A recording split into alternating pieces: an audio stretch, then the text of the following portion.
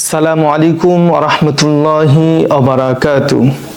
হামিদান ওয়া মুসাল্লিয়ান ওয়া মুসাল্লিমান আম্মা বাদ। প্রিয় দ্বীনী ভাই ও বোনেরা, আজকে আমরা জানব তাকওয়া কাকে বলে।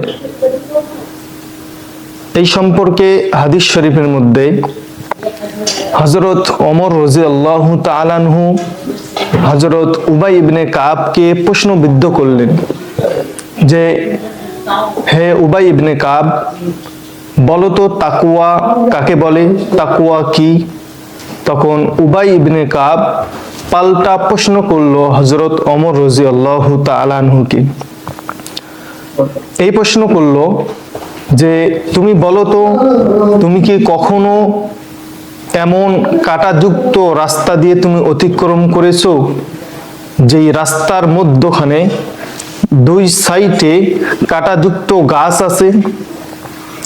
তখন ওমর রাদিয়াল্লাহু তাআলা আনহু বলেন যে, হ্যাঁ, আমি এইরকম কাঁটাযুক্ত পথ দিয়ে অতিক্রম করেছি।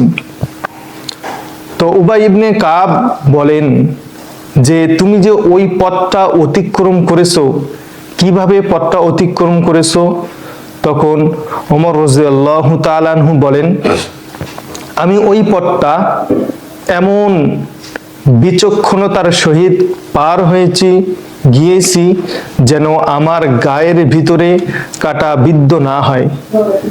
তো হযরত উবাই ইবনে কাব বলতেছেন, এর নামই হলো তাকওয়া। অর্থাৎ দুনিয়াতে আমরা আসি, দুনিয়ার গুনাহ যেন আমাদের শরীরের মধ্যে প্রবেশ না করে, এইভাবে চলার নামই হলো তাকওয়া। দুনিয়ার কেউ আমাকে দেখতেছে না, কিন্তু একমাত্র আমার রব, আমার আল্লাহ দেখতেছে। তো আমার আল্লাহ তাআলা যদি আমাকে দেখে, দুনিয়ার কেউ তো দেখতেছে না, তারপর গুনাহের মধ্যে নিমজ্জিত হওয়া যাবে না। একজন সন্তান মা বাবার সামনে ওপেন ভাবে গুনাহ করতে চায় না। কারণটা কি? মা বাবা দেখতেছে, মা বাবার ভয় তার অন্তরে আছে, এজন্য গুনাহ করতে চায় না। একজন এমপি, একজন মন্ত্রী সাহেব আছে, তার সামনেও কোনো মানুষ গুনাহ করতে চায় না, কারণ তাকে ভয় করে। সেরকম ভাবে একজন মুমিন বান্দার অন্তরে যদি আল্লাহ তাআলার ভয় থাকে, তাহলে ওই মুমিন বান্দা কখনো গুনাহ করতে পারে না। এজন্য আমাদের ভয়, আল্লাহ তাআলার ভয় আমাদের অন্তরের মধ্যে আনতে হবে। আল্লাহ তাআলা আমাদের কি তাকওয়ার উপর অবিচল থাকার তৌফিক দান করেন। আমিন। আসসালামু আলাইকুম ওয়া রাহমাতুল্লাহি ওয়া বারাকাতুহু।